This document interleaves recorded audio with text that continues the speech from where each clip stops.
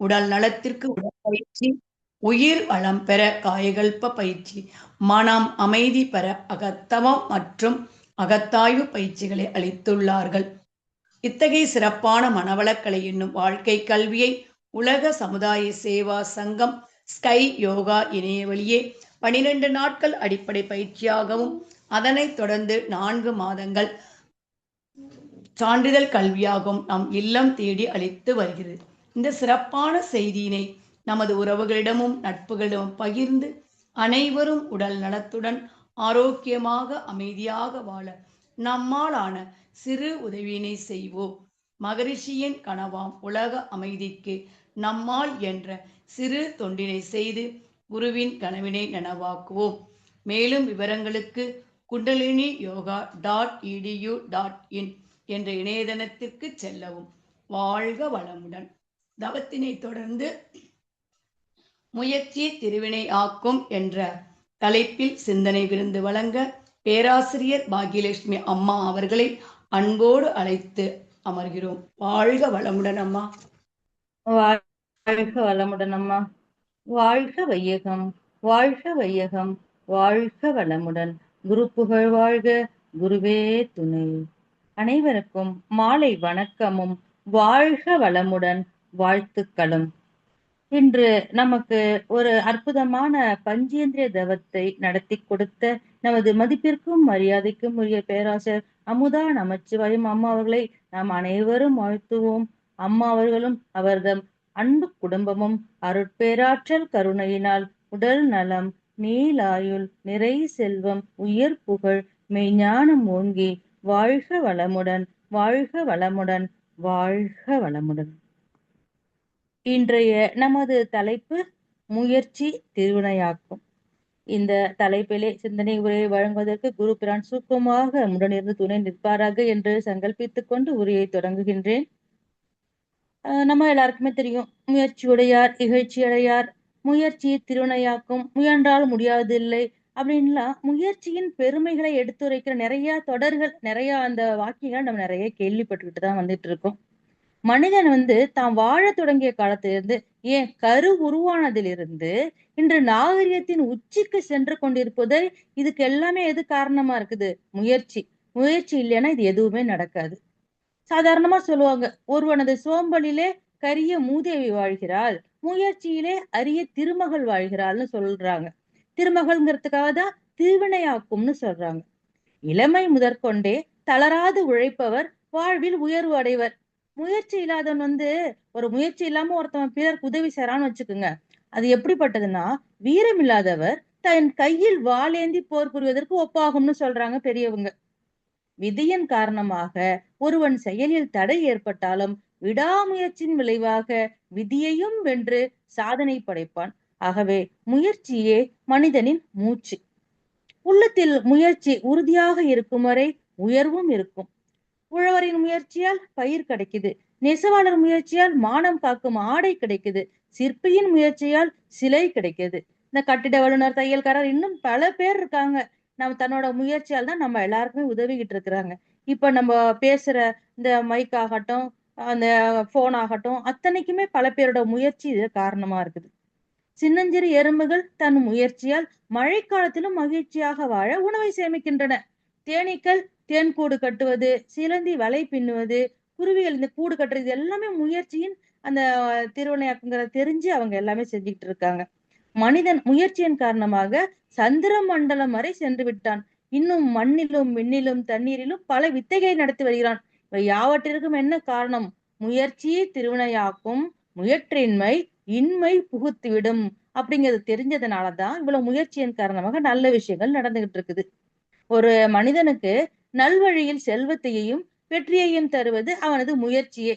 அந்த முயற்சி இல்லாத நிலை அவனுக்கு வறுமையை ஏற்படுத்திவிடும் என்பது இக்குறளின் பொருளாகும். ஸ்காட்லாந்து மன்னர் ராபர்ட் புரூஸ்ன்னு அவரு 6 தடவை போர்ல தோத்து போயிட்டாராம். தோத்துட்டு மலை குகையில ஒளிஞ்சுகிட்டு இருக்காரு. அப்போது சிலந்தியின் விடாமுயற்சி, அங்க இருந்த சிலந்தியோட விடாமுயற்சியை கண்டு 7வது முறை படையெடுத்து வெற்றி கண்டாராம். அதே மாதிரி நமக்கு தெரிஞ்ச எக்ஸாம்பிள் நிறைய நம்ம ஸ்கூல்ல இருந்தே படிச்சு வருவோம். கஜினி முகமது மனம் தளராமல் 17 முறை படையெடுத்து வெற்றி பெற்றார் அப்படிங்கிற வரலாறு நம்ம எல்லாருக்குமே தெரியும். நம்ம வீடு வீடாக சென்ற நியூஸ் பேப்பர் போட்ட பையன் அனைத்து செய்தித்தாள்களிலும் முதல் பக்கத்தில் வந்தாரு யாரு? நமக்கெல்லாம் தெரிஞ்ச நம்ம அப்துல் கலாம் ஐயா. ஏன் ரொம்ப கஷ்டப்பட்டு தாழ்ந்த குலத்தில் பிறந்த அம்பேத்கர் தன்னை முயன்று படிச்சு எப்படி வந்தாரு? சட்ட வல்லுநராக மட்டுமா வந்தாரு? இந்திய அரசியலமைப்பு இந்தியன் கான்ஸ்டிடியூஷனையே அவர் தான் தொகுத்து வழங்கியிருக்கிறார்.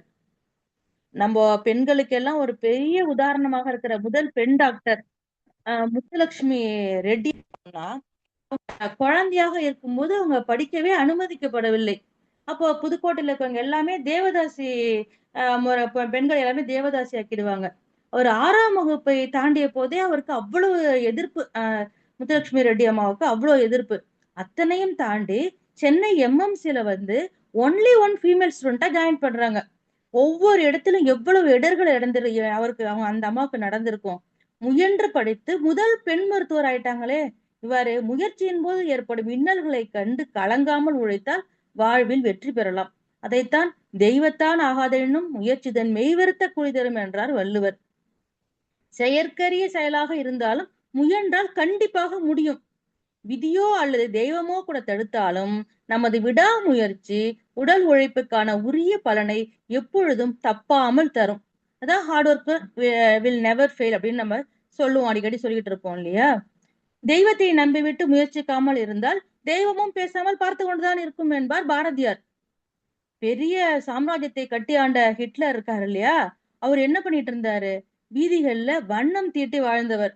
நெப்போலியன் கட்டிட தொழிலாளி. ஸ்டாலின் செருப்பு தைக்கும் தொழிலாளியாக இருந்தவர்கள். இவங்க எல்லாம் உலகத்தையே கட்டி ஆண்டவர்கள். ஆப்ரஹாம் லிங்கன் விறகுவெட்டின் மகனாக இருந்தார். இவங்க எல்லாருமே பின்னாளில் அரும் பெரும் செயல்களை செய்தார்கள். எல்லாருமே வரலாறுல பெரிய இடத்துல இன்னைக்கு இருக்கிறாங்க. நம்ம ஈரோடு மகேஷ்னு இருப்பாரு இல்லையா? அவரு ஒரு கதை சொல்லுவாரு. பாண்டிச்சேரியில ஒரு நடுத்தர இது நரிக்குறவர் குடும்பம். அந்த பொண்ணு வந்து கௌசல்யான்னு ஒரு பொண்ணு. 8 சகோதர சகோதரிகளோட பிறக்குறா அவ. பிளாஸ்டிக் பொறுக்கி விக்கிறது தான் அவளோட வேலை. ஸ்கூல்னா என்னன்னே தெரியாது. அவளோட 13வது வயசுல ஒரு தொண்டு நிறுவனம் அவள படிக்க வைக்கிறேன்னு கூப்பிடுறாங்க. பேரண்ட்ஸ் வந்து ரொம்ப பயப்படுறாங்க. ஒரு ஹோம் வந்து ஏதோ சொல்லி நான் படிக்க வைக்கிறேன்னு சொல்லி கூட்டிக்கிட்டு போயிடுறாங்க. வயதின் காரணமா அவளுக்கு 13 வயசு. அப்ப 13 வயசுல படிக்க வைக்கிறேன்னு கூட்டு போயிட்டாங்க. வயதின் காரணமாக அவள 8th ஸ்டாண்டர்ட்ல அட்மிட் பண்றாங்க. அங்க அவளுக்கு எல்லாமே புதுசா இருக்குது. அந்த அட்மாஸ்பியர் புதுசு, ஃப்ரெண்ட்ஸ், லாங்குவேஜ் எல்லாமே புதுசா இருக்குது. ஆனா டீச்சர்கள் வந்து உற்சாகப்படுத்துனாங்க. 10த்ல 344 மார்க் வாங்கி பாஸ் ஆகுறா. 8th வரைக்கும் புக்கு வாசனையே அடிக்காதவ. அது அப்ப 344 மார்க் ஒருத்தி வாங்குறான்னா, அது ஸ்டேட் ஃபர்ஸ்ட் வாங்குனதுக்கு சமம். அந்த பொண்ணு நர்சிங் படிக்கிறா. அவ ஊக்கப்படுத்தி அவங்க சமூகத்துல இன்னும் 2 பொண்ணுங்கள நர்சிங் படிக்க வச்சு சென்னையில ஒர்க் பண்றாங்க அந்த புள்ளைங்க. 2018ல வந்து கிரண்பேடி பாண்டிச்சேரி கவர்னரா இருந்தப்ப அவங்க கிட்ட சாதனை பெண்மணி அவார்டு வாங்குறாங்க. எம்எஸ்சி நர்சிங் முடிச்சுட்டு சாதனை பெண் அவார்டு, இன்னும் நிறைய அவார்டு அந்த கௌசல்யா வாங்கிட்டு இருக்கா. அவ சொன்ன வார்த்தை என்ன தெரியுமா? நான் படித்த கல்வி சமுதாயத்திற்கு உதவவில்லை என்றால் நான் படித்ததற்கு அர்த்தமே இல்லை அப்படின்னு சொல்றான். அதே மாதிரிதான் நாம படிச்சத 4 பேருக்கு நம்ம சொல்லணும். அதுக்கு நம்மளோட முயற்சியில என்னைக்குமே கீழே இறங்கிடவே நம்ம கூடாது. நம்ம இந்த சமுதாயம் கீழ் நோக்கி இழுக்கதான் செய்யும். புதுசா ஒண்ணு செஞ்சாக்கா வீண் முயற்சின்னு சொல்லுவாங்க. அதுல நம்ம வெற்றி பெற்றோம்னா விடாமுயற்சின்னு சொல்லுவாங்க. முயற்சிகள் தவறலாம். ஆனால் முயற்சிக்க தவறலாமா? நம் வாழ்க்கையில வந்து மிகவும் பிடித்தமான நாட்களுக்கு நாம போகணும்னா மிகவும் மோசமான வாழ்க்கையை நம்ம அனுபவிக்கத்தான் ஆக வேண்டும். தூக்கணாங்குருவி கூட்ட பார்த்திருப்பீங்க. அது வந்து ஒரு மரத்திலோ, செடியிலோ, கிணத்துல கூட தொங்கிட்டு இருக்கும். அது அந்த குருவி எப்படி கட்டுது? இந்த காற்று அடிக்கும்போது கூடு ஆடும். ஆனால் விழுந்து விடாது. அவ்வளவு பலமாக அந்த தூக்கணாங்குருவி ஆ கூடு கட்டிக்குது. எலக்ட்ரிக்கல் லைன் எல்லாம் கூட பார்த்திருப்போம் இல்லையா? அது எப்படி கட்டுது? ஒவ்வொரு புல்லாக எடுத்து வந்து மிகவும் நுணுக்கமாகவும், உறுதியாகவும் கட்டுது. அந்த கூட்டில் நாம் அதன் விடாமுயற்சி, நுண்ணறிவு மற்றும் உழைப்பை காணலாம். அதே மாதிரி தான் லாப்ஸ்டர்ன்னு இந்த பிரான் பெரிய சைஸ் பிரான் லாப்ஸ்டர்ன்னு இருக்குமே. அது பார்த்தோம்னா அதோட கதைய பார்த்தோம்னா, ஷெல் அப்படியே கெட்டியா இருக்குமா. அது ஷெல் வளர்ந்துருச்சுன்னா லாப்ஸ்டரால வளர முடியாது. என்ன பண்ணும்? அது போய் பாறையில தன்னை போய் முட்டி முட்டி மோதி, அந்த ஷெல்ல உடைச்சு, திரும்ப அந்த ஷெல் வளர்றதுக்குள்ள லாப்ஸ்டர் வளர்ந்துருமாம். அது லாப்ஸ்டராலேயே இந்த மாதிரி தான் வளர்றது இது மாதிரி கஷ்டப்பட்டு முன்னேற மனுஷனால முடியாதா? தன்னால் முடியாது என்று நினைப்பவன் வெற்றி பெற தவறி விடுகிறான். தன்னால் முடியும் என்று நம்பிக்கை வைத்து முழு முயற்சியோடு பாடுபவர் பாடுபடுறவன் பார்த்தோம்னாக்கா மற்றவர்கள் விட்ட வெற்றியையும் சேர்த்து பெற்றுக்கொள்கிறான் அப்படின்னு தான் நம்ம கண்டிப்பா சொல்றோம். ஒரு செடி இருக்குது. அது பெரிய மரமாக வளரணும்னாக்கா அதோட காரணம் அதோட முயற்சி தான். நிழலில் நட்டு வைத்தா கூட கதிரவனை நோக்கி என்ன பண்ணுது? அதோட ஸ்டெம் அப்படியே நீண்டு அதோட பச்சையத்த போய் தயாரிச்சு கொள்ளும் முயற்சியில அது அப்படியே நீண்டு போகுது. பூமிக்கு அடியில் வேர்களை படர விட்டு தனக்கு தேவையான தண்ணீரை உறிஞ்சு கொள்வதிலும் அதற்கு இருக்கிற முயற்சி நமக்கும் தேவை. ஒரு செடி, ஒரு தாவரத்துக்கு இருக்கிற முயற்சி, அது எவ்வளவு முயன்று தன்னை எப்படி ஒரு நிழல்ல வச்சா கூட போய் அப்படியே சூரியனை நோக்கி வளைஞ்சு வளைஞ்சு போய் பச்சையத்த தயாரிச்சுக்குது. அப்போ நாம இன்னும் எந்த அளவுக்கு நாம இருக்கணும்? தடிக்கு சொல்லுவாங்க. "தடிக்கு மண்ணில் விழுவது அவமானம் இல்லை, இயல்புதான்." மரத்திலிருந்து ஒரு மாம்பழம் இந்த மாம்பழம் சீசன் இல்லையா? அதனால மாம்பழம்னு சொல்றேன். ஒரு மாம்பழம் விழுதுன்னு வைங்க. அந்த பழத்தில் இருக்கும் விதை ஒன்று இன்னொரு மரமாகும். இல்லைன்னா உரமாயிடும். நாம் தான் முடிவு செய்ய வேண்டும். நாம் பயன் தரும் மரமா? இல்லை மக்கும் உரமா என்று. மண்ணில் விழுவது எழுந்திருப்ப அ எழுந்திருப்பதா? விழுந்துட்டோம்னு மடியறதா? அப்படிங்கிறத நம்ப தான் அத முடிவு செய்யணும். ஒரு பாறையில் விழுந்த ஆலமரத்தின் விதை எப்படி பாறையையே பிளந்து செடியாக முளைத்து பின் மரமாகிறது. அதன் முயற்சிதான் அதன் வாழ்க்கைக்கு தொடக்கத்தை தருகிறது. எறும்புகளை பார்த்தோம்னா சாறை சாறையாக ஒரு கல்லின் மீதோ அல்லது சுவற்றின் மீதோ செல்லும்போது அவை சென்ற தடம் தெளிவாக தெரியும். காரணம் இந்த இடம் தேய்ந்து இருக்கும். எறும்புகள் ஊற கல்லும் கரையும்னு சொல்லுவாங்கல்ல, அதுதான். எறும்புகள் மறைமுகமாக நமக்கு முயற்சியின் தத்துவத்தை உணர்த்துகிறது. சாதாரண எறும்புகளே கல்லையே தேய்க்கும் போது மனிதர்கள் முயன்றால் மலையையே சாய்க்கலாம். அதனால் வாழ்க்கையில் தோல்விகளைக் கண்டு துவளாமல் வெற்றி அடையும் வரை நாம் முயல வேண்டும். முயற்சி செய்ய சிறு நொடி கூட நம்ம தயங்கக்கூடாது. முயற்சி செய்யும்போது தடைகளும் நம்மை தலை வணங்கும். முயற்சி இருக்கு இல்லையா? அது ஒரு லெட்டர் எழுதுனுச்சாம். +2 மாணவன் ஒருத்தன் தவறான முடிவுக்கு போனப்ப, முயற்சி லெட்டர் எழுதிட்டான். வாழ்க்கை என்பது ஒருபோதும் நாம் எதிர்பார்ப்பது போல அமையாது.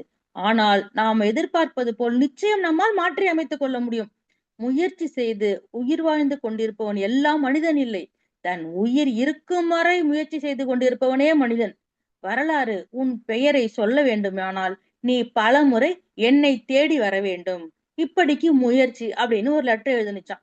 அப்படின்னு சொல்லிட்டு ஒரு இது பார்த்தேன் நானு. ஏற்றம் வரும்போதும், இரக்கம் வரும்போதும் நம் கூடவே இருக்கும் ஒரு நண்பன் நமது முயற்சியும், நம்பிக்கையும் மட்டும்தான். முயற்சி இல்லாமல் நடந்துரும்னு நம்பிக்கை வைப்பது, நம்ம முயற்சியே பண்ணாம அது நடந்துரும் நம்பிக்கை வைக்கிறது எப்படி தெரியுமா? கால்கள் இல்லாமல் நெடுந்தூரம் நடப்பது போன்றது. வெறுங்க என்னைக்குமே முழம் போடாதுன்னு சொல்லுவாங்க இல்லையா? அதனால எல்லாத்துக்குமே அடிப்படை முயற்சி தான். ஒன்றை பிடித்தால் விட்டுவிடக் கூடாது என்ற எண்ணம் அந்த அந்த பொரு அந்த என்ற அந்த மீனிங்ல தான் கவ்வியதை விடேல் அப்படின்னு சொல்லிட்டு பாரதியார் சொல்லியிருக்கிறார். எடுத்த வேலையை விடாமல் செய்து முடிக்க வேண்டும் என்பார். அதைத்தான் நம் பாரதி மனதில் உறுதி வேண்டும், மனதில் உறுதி வேண்டும், வாழ்க்கையிலே தெளிவும் வேண்டும் அப்படின்னு சொல்லியிருப்பார். எடுத்த காரியத்தில் விடாமல் மன உறுதி கொண்டு முடிக்க வேண்டும்னு பாரதியார் சொல்லுவார். ஒரு கவிஞர் சொல்லியிருப்பார். அவரோட பெயர் எனக்கு தெரியல. சோர்ந்து போகாமல் நீ நட. துன்பங்களை எதிர்த்து நீ போராடு. பாதை எங்கு இருண்டாலும் பார்வை உந்தன் இலக்கில் இருக்கட்டும். தோல்வி உன்னை தடுத்தாலும் தூக்கி எறிந்து முன்னேறி வா. முயற்சி மட்டும் கைவிடாமல் முடிசூடும் காலம் அருகில் உண்டு அப்படின்னு ஒரு கவிஞர் இதுக்கு அவர் பெயர் தெரியல. ஆனா ஒரு தத்துவத்தமான வரிகள் அதுல இருக்குது. முயற்சி திருவினையாக்கும் உண்மைதான். ஆனால் பயிற்சி இல்லாத முயற்சி வீணாகிவிடும். ஒருத்தர் யுபிஎஸ்சி எக்ஸாம் எழுதுறாருன்னு வைங்க. தோத்து போயிடுறாரு. என்ன பண்றாரு? நான் திரும்ப திரும்ப எழுதுறேன், தோத்துடுறேன்னு சொல்லக்கூடாது. பயிற்சி வேண்டும். நிறைய டெஸ்ட் அட்டெண்ட் பண்ணி பார்க்க வேண்டும். பயிற்சி இல்லாத முயற்சி எந்த விதத்திலுமே பலனளிக்காது. நான் இப்ப பேசுறேன் இல்லையா? அப்ப நான் பார்த்து பேசுறேன்னு வச்சுக்கோங்க. பார்த்து தானே பேச போறேன்னு ஆல்ரெடி எழுதி வச்சத ஒரு தடவ கூட வாசிக்காம படிச்சா என்ன ஆகும்? நான் எந்த கான்டெக்ஸ்ட்ல எழுதுனேன்னே புரியாது. ஒரு தடுமாற்றம் வரும். அதே மன்றத்துல போய் பேசினா, இன்னும் முயற்சி மட்டும் செஞ்சா பத்தாது. பேசணும்னு நெனைச்சா பத்தாது. முயற்சியான அந்த முறையான பயிற்சி நமக்கு வேண்டும். அப்பதான் நம்ம அத சக்சஸ்ஃபுல்லா முடிக்க முடியும். ஒருவர் ஒரு விஷயத்தை திரும்ப திரும்ப ஆர்வத்துடன் பயிற்சி செய்யும்போது, அந்த விஷயத்தில் அவர் நிபுணத்துவம் பெறுகிறார். நிபுணர்கள் பிறப்பதில்லை, உருவாக்கப்படுகிறார்கள்னு சொல்றாங்க. சச்சினை போல சிறந்த பேட்ஸ்மேன் நம்மால பார்க்கவே முடியாது. அதற்கு பயிற்சியுடன் கூடிய முயற்சி இருந்தால் தான் சாதிக்க முடியும். நம் தல தோனி ஹெலிகாப்டர் ஷாட்ல ஃபேமஸ். அத்தனை கிரிக்கெட் லவர்ஸும் அந்த ஷாட்டுக்கு அடிமை. அது ஒரு ஒரு நாள்ல வந்துருமா? கன்சிஸ்டன்டா முயற்சி பண்ணாதான் அது வரும். முயற்சியும் பயிற்சியும் அதிகம் போகும்போதுதான் ஒருவருடைய தன்னம்பிக்கை கூடுகிறது, ஊக்கம் அதிகமாகிறது. ஒரு யானையை கூட முயற்சியும் பயிற்சியும் இருந்தால் அந்த யானையை கும்கி யானையாகவும் மாற்றலாம், கோவில் யானையாகவும் நம்ம மாற்றலாம். அந்த ப்ரூஸ்லி இருப்பாரு இல்லையா, அவரு ப்ரூஸ்லி 10,000 கிக்ஸ் கோட் அப்படின்னு சொன்னாக்கா ஃபேமஸ் அந்த கோட். அந்த கோட் என்னன்னா, I fear not the man who has practised 10,000 kicks once, but I fear the man who has practised one kick 10,000 times. அதாவது 10,000 முறை ஒருவன் அந்த கிக் பண்ணா அப்படிங்கறத விட ஒரே கிக்கை 10,000 முறை பிராக்டிஸ் பண்ணினால் அது தி பெஸ்ட் கிக்காக இருக்கும் அப்படின்னு சொல்றாரு. போக்கஸ்டா ஒரே விஷயத்துல கான்சென்ட்ரேட் பண்ணும்போது அதில் அவர் நிபுணத்துவம் பெறுகிறார் அப்படின்னு ப்ரூஸ்லி சொல்லி இருக்கிறார். அதாவது குவாலிட்டி ஓவர் குவான்டிட்டி. நீ எத்தனை தடவை நீ செய்யறன்னு முக்கியம் இல்ல, எவ்வளவு குவாலிட்டியோட நீ செய்யற அப்படிங்கறதா முக்கியம்னு சொல்றாங்க. முயற்சி என்பது ஒரு முறை செய்வது, விடாமுயற்சி என்பது ஒவ்வொரு முறையும் செய்வது, வெற்றி கிடைக்கும் வரை செய்வது. வாழ்வில் வெற்றி பெற முயற்சி, பயிற்சி மற்றும் விடாமுயற்சி ஆகிய மூன்றும் மிகப்பெரிய தூண்களாகும். பயிற்சியும் முயற்சியும் இருந்தால் நிச்சயமாக வெற்றி கிடைக்கும். இன்றைய பெரிய சாதனையாளர்கள் எல்லாம் கடந்த காலங்களில் பல தோல்வியை சந்தித்தவர்கள். அதனால் தோல்வியை கண்டு துவளாமல் தோல்விக்கான காரணத்தை கண்டறிந்து மீண்டும் மீண்டும் முயற்சி செய்து நாம் வெற்றி பெற வேண்டும். உலகம் இன்னைக்கு இருட்டுல கூட வெளிச்சமா இருக்குன்னா லைட்டோட பயன்பாடு தான் காரணம். அதாவது பல்பு. இப்ப ஏதாவது ஒண்ணு தப்பா பண்ணிட்டு ஏதாச்சும் வேஸ்ட் ஆச்சான்னு சொல்லிட்டா, பல்பு வாங்கிட்டியா அப்படின்னு நம்ம கேலி பண்றோம் இல்லையா? அந்த பல்பு கிடைக்கிறதுக்கு 1000 தோல்விகளுக்கு பின்னால் தான் தாமஸ் ஆல்வா எடிசனுக்கு அந்த பல்பு கிடைச்சது. அவரோட ஸ்கூல்ல என்னாச்சு? உனக்கு மந்த புத்தி, உனக்கு இங்க சொல்லி தர முடியாதுன்னு ஸ்கூல்ல விட்டு அனுப்பிட்டாங்க. எதையுமே அவரால உள்வாங்க முடியாது. அவங்க அம்மா வெளியுலக அறிவு புத்தகங்களின் மூலமாக தன்னோட குழந்தைக்கு கிடைக்கணும்னு நினைச்சாங்க. 12 வயது நெருங்க நெருங்க முழுசாவே அவருக்கு காது கேட்காம போயிடுச்சான். பட் ஃபுல்லா லேப்லயே இருந்துட்டாரு. அவரை கேக்குறாங்க நிருபர்கள், காது கேட்காம இருக்கிறீங்களே உங்களுக்கு வருத்தமா இருக்குதான்னு கேட்டாங்களாம். இல்லையே, நான் டிஸ்ட்ராக்ட் ஆகாம என்னோட ஒர்க் பண்ண முடியுது அப்படின்னு சொல்லிட்டு அவர் பாசிட்டிவா சொன்னாராம். தன் குறையை கூட நிறையாக பார்க்கிற நிலை அவருக்கு இருந்துச்சாம். மூங்கில் இழை, பருத்தி இழைன்னு அவர் பயன்படுத்தாத பொருட்களே கிடையாது. அவரோட 67 வயசுல லேபு தீப்பிடிச்சு எரியுது. அதாவது அவரோட அத்தனை கண்டுபிடிப்புகள் அவரோட கண்ணு முன்னால எரியுது. அவர் எழுதின நோட்ஸ், மிஷினரிஸ் எல்லாம் டெஸ்ட்ராய் ஆயிடுச்சு. அவரோட பையனை கூப்பிட்டு சொல்றாராம், ஓடி போய் அம்மாவை கூட்டிட்டு வா, இது மாதிரி தீ விபத்துக்களை அடுத்த முறை பார்க்க முடியாதுன்னு சொன்னாராம். டென்ஷன் ஆகல, பேனிக் ஆகல, எதுவுமே ஆகல. அவர் திரும்ப ஜீரோல இருந்து அவர் ஸ்டார்ட் பண்ணணும். ஆனா அப்ப அத கூட அவர் சரி நடந்து போச்சு. அவரது செயல் எல்லாமே அவருக்கு புரியுது பாருங்க இப்ப. அந்த மாதிரி அவரு ரொம்ப கூலா இருந்தாராம். நிருபர் கேட்கிறாரு, 1000 முறை தோத்துட்டீங்களே உங்களுக்கு வருத்தமா இல்லையா அப்படின்னு கேட்கிறாரு. அப்ப எடிசன் சொன்னாரு, 1000 முறை தோற்றேன் என்று யார் சொன்னது? 1000 முறை எப்படி செய்யக்கூடாதுன்னு நான் கத்துக்கிட்டேன்னு சொன்னாராம். Failures are stepping stones to success. இவருக்காவது ஒய்ஃப் பையன்லாம் இருந்திருக்காங்கன்னு வச்சுக்க. நம்ம ஊர்ல ஒருத்தர் பெண் பித்தன், பைத்தியக்காரன், சூனியக்காரன் அப்படின்லாம் அழைக்கப்பட்டார். ஒய்ஃபாலையும் அம்மாவாயும் அவங்க 2 பேருமே விட்டுட்டு போயிட்டாங்க. மனம் தளராமல் மலிவு விலை நாப்கின்களை கண்டெடுத்தவர். டைம்ஸ் மேகசினின் உலகின் தலை சிறந்த 100 மனிதர்களின் பட்டியலில் இடம் பிடித்தவர். 4 கோடி ரூபாயில் தயாரிக்கப்படும் நாப்கின் இயந்திரத்தை 45,000 ரூபாயில் தயாரித்து சாதனை படைத்தவர் கோவை முருகானந்தம். ஏராளமான விருதுகள் இவரை தேடி வருகின்றன. பத்மஸ்ரீ அவார்டு கிடைச்சது, அப்புறம் நிறைய அவார்டு. அப்புறம் ரெட்மேன் அப்படிங்கிற திரைப்படமாக இவரோட கதை ஹிந்தியில ரிலீஸ் ஆகுது. 2018ல பார்த்தோம்னா இவரோட பற்றின ஒரு documentary film Oscar award win பண்ணியிருக்குது. இவர் படிச்சதோ 8th, ஆனா 12th ஸ்டூடெண்ட்ஸ் சிலபஸ்ல இவர் இருக்காரு இன்னைக்கு. ஆனால் அதற்கு அவர் கொடுத்த விலை என்னன்னு பார்த்தா பயங்கரமா அவர் கொடுத்த விலை ரொம்ப ரொம்ப வியப்பா இருக்குது. கோவை பாப்பநாயக்கன் புதூர்ல பிறந்தவராம். அப்ப நெசவு தொழிலாளி, அம்மா விவசாய கூலி, ரொம்ப வறுமை. ஒரு நாள் ஒரு ஒய்ஃப் எதையோ மறைச்சு கொண்டு போறத காமின்னு கேட்டப்போ இது பொம்பளைங்க சமாச்சாரம்னு சொல்லிட்டு போயிட்டாங்களாம். புடுங்கி பார்த்ததுல ஒரு அழுக்கு துணி இருந்திருக்குது. ஒரு நாப்கின் நீ வாங்கக்கூடாதா அப்படின்னு கேட்டதுக்கு, அந்த காசுல நான் குழந்தைக்கு பால் வாங்கிருவேன், குழந்தைக்கு பால் வாங்கவே காசு இல்ல, இதுல நாப்கின் எல்லாம் தேவையா அப்படின்னு சொன்னாங்களாம். அவரு அப்ப சொன்னாராம், அப்பதான் நாப்கின் தானே தயாரிக்கலாம் அப்படின்னு சொல்லி அவர் முடிவு பண்ணியிருக்காரு. கடையில போய் ஒரு நாப்கின் வாங்கி அதை பிரிச்சு பார்த்து அதுல பஞ்சு மாதிரி இருந்தோன்னா பஞ்சு அடைச்சு தயாரிச்சு ஒய்ஃப ட்ரை பண்ண சொன்னேன். சோதனைகள் திரும்ப திரும்ப ஏதோ ட்ரை பண்ணி கொடுத்துருக்காரு. திரும்ப திரும்ப பண்ணோன்னு அவங்க ஒய்ஃப் என் மேல கோவம் என்னை பிரிஞ்சு போயிட்டாங்கன்னு சொல்றாரு. பக்கத்துல இருக்கிற மெடிக்கல் காலேஜ் கேர்ள்ஸ் கிட்ட போய் ஹெல்ப் கேட்டேன். பைத்தியக்காரன், இப்ப இந்த கதை அவரே சொல்றாரு, பைத்தியக்காரன், பெண் பிள்ளைகளை பின்னாடி சுத்துறதால பெண் பித்தன் அப்படின்லாம் என்னை ரொம்ப திட்டுனாங்க. நான் என்னையே சோதனைக்கு கடைசியில அப்புறம் எடுத்துக்கிட்டேன். என்ன பண்றதுன்னு தெரியாம கறிக்கடையில இருந்து சூடான ரத்தத்தை வாங்கி இடுப்புல ஃபுட்பால் பிளாடர்ல நான் நிரப்பிக்கிட்டேன். சின்ன டியூப் மூலமா நாப்கினை இணைச்சுக்கிட்டேன். பிளாடரை அழுத்துனாக்கா ரத்தம் நாப்கின்ல விழும்.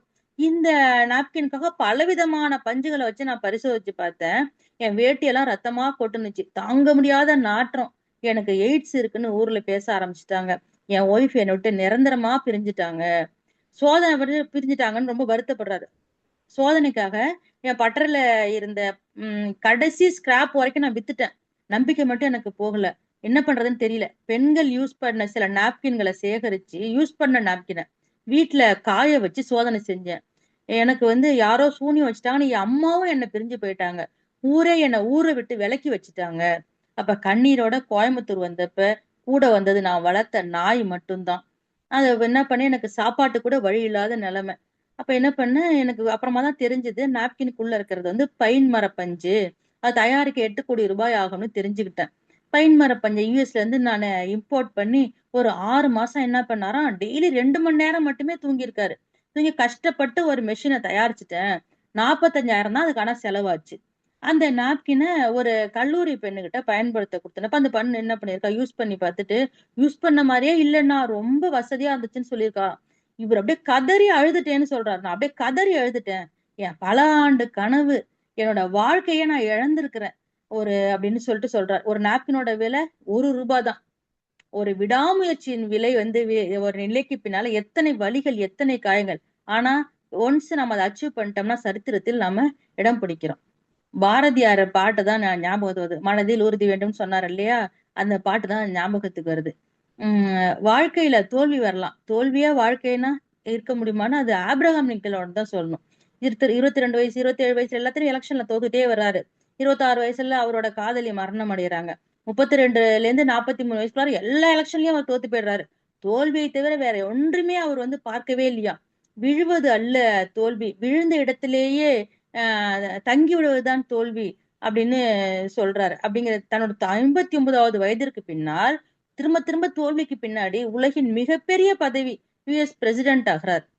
பகல்ல சின்ன வயசுல பார்த்தோம்னா பகல்ல வேலைக்கு போனாரு. நைட்ல அடுப்பு வெளிச்சத்துல, விளக்கு வெளிச்சம் இல்ல, அடுப்பு வெளிச்சத்துல படிச்சிருக்காரு. அப்படி என்றால் அப்படியெல்லாம் படிச்சு எலெக்ஷன்ல ஜெயிச்சு அந்த அந்த நேரம் அவர் என்ன ஆச்சுன்னா யுஎஸ்ல உள்நாட்டு கலவரம் வருது. அப்பதான் அந்த ஃபேமஸான அப்ரஹாம் லிங்கன் கோட் சொல்லுவார், டெமோக்ரஸி சொல்லுவார் இல்லையா, மக்களாட்சி தத்துவம். மக்களாட்சி என்பது மக்களால், மக்களுக்காக, மக்களாலேயே நடத்தப்படும் ஆட்சின்னு சொன்னார் இல்லையா. அப்பதான் அவர் அந்த சொன்னது அது. ஊமை விழிகள் படத்துல ஆபாவானன் டைரக்டர் கம் லிரிசிஸ்ட் அவர் பாட்டு எழுதியிருப்பாரு. தோல்வி நிலையென நினைத்தால் மனிதன் வாழ்வை நினைக்கலாமான்னு எழுதிப்பாரு பாருங்க. இவங்கெல்லாம் எவ்வளவு பெரிய உதாரணம் பாருங்க. இதெல்லாம் பார்த்ததுனால இந்த மாதிரி லைன் எல்லாம் கூட வரும்னு நினைக்கிறேன், லிரிக்ஸ் எல்லாம் வரும்னு நினைக்கிறேன். நமக்கெல்லாம் ரொம்ப தெரிஞ்ச உதாரணம் நம்ம மகரிஷி. சாதாரண மனிதனாக பிறந்து தன்னோட 23வது வயதில் பல திருப்பங்கள் அவருக்கு ஏற்பட்டது. பொருளாதாரத்துறையாகட்டும், தத்துவத்துறையிலும் உயர வேண்டும் அப்படிங்கிற ஆர்வம் அவருக்கு நிறையவே இருந்துச்சு. ஒரு சாதாரண மனிதராக பிறந்து சமுதாயத்துக்கு தன்னை அர்ப்பணித்து ஒரு துறையில் உச்சத்தையும் அடைஞ்சிட்டார். எத்தனை விடாமுயற்சின்னு அவர் ஆரம்பிச்சிருக்க வேண்டும் உலக சமுதாய சேவா சங்கத்தை. அருமையான உடற்பயிற்சி கொடுத்திருக்கார், காயக்கல்பம், அகத்தாய்வு எல்லாமே கொடுத்திருக்கார். காயக்கல்பத்துக்காக தன்னுடைய உடம்பையே 40 இயர்ஸ் அப்படியே லேப் மாதிரி யூஸ் பண்ணி ரிசர்ச் பண்ணியிருக்கார். ஒரு மனித சமுதாயம் ஹெல்த்தியா இருக்கணும்னு 2000க்கும் மேற்பட்ட கவிதைகள் எழுதியிருக்காரு. ஞான கலைஞர் புக்கெல்லாம் பார்த்தா எல்லாம் அவர் டச் பண்ணாத சப்ஜெக்டே இல்லைன்னு சொல்லாமே எவ்வளவு எழுதியிருக்காரு. அவ்வளவு பண்ணியிருக்காங்க. நமக்கு தெரிந்த உதாரணம் இவங்க. ஒரு நிலத்துல விதை போடுறோம். அது சரியாக பராமரிச்சாக்க நிச்சயம் அந்த மரம் பலன் கொடுக்கும். அதே மாதிரி மனிதன் உரிய நேரத்தில் உடற்பயிற்சி, காயக்கல்பம், தவம், அகத்தாய்வு இதையெல்லாம் எடுத்துக்கிறப்ப முதுமையில நிச்சயம் நன்றாக இருப்பான். எப்பொழுதும் இறை சிந்தனையுடன் நாம வாழ உடல் ஒத்துழைக்கும். வாழ்க்கை தத்துவத்தை, பிறவியின் நோக்கத்தை நாம் அடையலாம். இளமையில் கஷ்டப்பட்டோம்னா முதுமையில நல்லா இருக்கலாம்னு சொல்லுவாங்க. இப்போ குழந்தைங்களை ஸ்கூலுக்கு அனுப்புறதால எக்ஸசைஸ் தவம் பண்ண நமக்கு டைம் இருக்க மாட்டேங்குது. பட் கொஞ்சம் டைம் ஒதுக்கிட்டோம்னாக்கா நம்ம நோயின்றி வாழலாம். ஃப்ரெண்டு ஒருத்தி பர்ஸை தொலைச்சிட்டு ஓன்னு அழறா. என்ன வச்சிருக்க அப்படின்னதுக்கு 30 ரூபா வச்சிருந்தேன்னு சொல்றேன். இதுக்கா இப்படி அழற அப்படின்னு கேட்டாக்கா, இல்ல பர்ஸ் உள்ள இருக்கிறது 30 ரூபா, பட் பர்ஸோட விலை 1,00,000ன்னு சொன்னான். அப்ப அழறது நியாயம் தானே. அதே மாதிரிதான் நம்ம உடலோட மதிப்பு பல கோடி ரூபாய். ஒரே ஒரு பல்லு போச்சுனாலே பல ஆயிரங்கள் செலவு பண்ண வேண்டியிருக்கு. இன்னும் ஒவ்வொரு உறுப்பும் பழுதாயிடுச்சுன்னா எவ்வளவு செலவாகும். 1,00,000 ரூபாய் பர்ஸ் பணத்துக்கே அழறாக்கா. டெய்லி உடம்பை கவனிக்காம பல லட்சங்களை இழந்துட்டு வர்றோமே. அப்ப முயற்சி என்பதை முயற்சி திருவினையாக்கும் என்பதை நாம் நினைவில் கொள்ள வேண்டும். வருஷம் முழுக்க குழந்தைங்கள் படிச்சுட்டு எக்ஸாம் முடிச்ச உடனே எவ்வளவு ஹாப்பி ஆவாங்க, அப்பாடான்னு இருக்கும். அதே மாதிரிதான் வீட்டுல எவ்வளோ நமக்கு பணிச்சுமை மனச்சுமை இருந்தாலும் இந்த 3 நாள் எம்ஆர்சி ஆழியார் போயிட்டு வந்தா எவ்வளவு எனர்ஜெட்டிக்கா இருக்கும், எவ்வளவு ஒரு பாசிட்டிவ் வைப் கிடைக்குது. இந்த சந்தோஷத்தால பல காரணங்களால நடுவுல கொஞ்சம் நான் இழந்துட்டேன். அதன் பிறகு பல நண்பர்களின் உந்து வேகத்தால் தான் என்னோட செகண்ட் இன்னிங்ஸ் ஸ்டார்ட் ஆனுச்சு. இத்தனை காலம் எப்படி பொழுது போக்குறதுனே தெரியாம இருந்தேன்னா, யாராவது கெஸ்ட் வராங்க, இல்ல எங்க வீட்டுல ஏதாவது பிளான் பண்றாங்கன்னா உடனே என்ன பண்றாங்க, என் டேட்ஸ், என் அவைலபிலிட்டிஸ் எல்லாம் கேக்குறாங்க. எவ்வளவு சந்தோஷமா இருக்கு இப்படி சொல்றதுக்கே. 100 அடி கிணத்துல விழுந்தாச்சு. நம்ம காப்பாத்த யாராவது வரமாட்டாங்களான்னு நினைச்சிட்டு இருக்கப்ப 2 தேவதைகள் வந்து மேல கை தூக்கி விட்டு முன்னாடி இருந்ததை விட ஒரு பெட்டர் லைஃப் கொடுத்தா நமக்கு எப்படி இருக்கும், அப்போ கிடைச்ச சான்ஸ நாம யூஸ் பண்ணிக்கணும். இந்த சமூக தேவை இல்லை அப்படின்னு சொல்லி இறைநிலை முடிவு பண்ணியிருந்தா நாம பாதாள கிணத்துக்குள்ளேயே தான் இருந்திருக்கணும். ஸ்ரீகாந்த் இவ கண்டிப்பா முயற்சி செய்வான்னு இறைநிலை நினைச்சதாலதான் நான் இங்க இருக்கேன். நான்லாம் மைக் பிடிச்சு திரும்ப பேசுவேன்னு நினைச்சு பார்க்கவே இல்லை. என் விழா முயற்சி தான் இந்த மைக் எனக்கு கிடைச்சது. நான் இன்னைக்கு ஜூம்ல பேசணும், நீ கொஞ்ச நேரம் கேட்டு சரியா இருக்குதான்னு சொல்லுங்க, என் ஹஸ்பண்ட் கிட்ட சொன்னேன். சரி பேசிக்காமேன்னு சொல்லிட்டு ஊன்னு சொன்னாரு. என்ன நான் என்ன சொன்னாலும் ஊங்குறீங்களேன்னு சொல்லிட்டு சும்மா தட்டி கேட்க அப்படி துடிச்சு பிடிச்சு எழுந்திருக்காரு. அப்பதான் பாக்குறேன் ஊன்னு போன்ல ரெக்கார்ட் பண்ணி வச்சுட்டு காதுல இருக்கிற பஞ்சு எடுத்துட்டு என்ன அப்படின்னு கேக்குறாரு. என்னன்னு கேட்டா, நீ பேசுறத கேட்டு கேட்டு என் காதுல ரத்தமா வழியுதுன்னு சொல்லி எடுக்கிறாரு. காதுல ரத்தமா ஊத்துது. நான் அப்படியே ஷாக் ஆயிட்டேன். இது எதனால நடந்தது? 6 தீய குணங்கள்ல குணநல பேரு அடைஞ்சா ஃபுல்லா இல்லாட்டி கூட டு சம் எக்ஸ்டென்ட் நம்ம மனவளக்கலை அன்பர்கள்லாம் பேராசைப்பட மாட்டோம், கோவப்பட மாட்டோம், கடும் பற்று இருக்காது, முறையற்ற பால் கவர்ச்சி இருக்காது, வஞ்சம்லாம் குறைஞ்சிருச்சு. பட் உயர்வு தாழ்வு மனப்பான்மை ஒரு பெரிய கேள்விக்குறி. சுப்பீரியாரிட்டி காம்ப்ளெக்ஸ் இருந்தாலும் இன்ஃபீரியாரிட்டி காம்ப்ளெக்ஸ் இருந்தாலும் நம்ம எதா இருந்தாலும் தூக்கி எறியணும். வாழ்க வளமுடன்னு சொல்லவே நான் அப்பெல்லாம் கூச்சப்படுவேன்.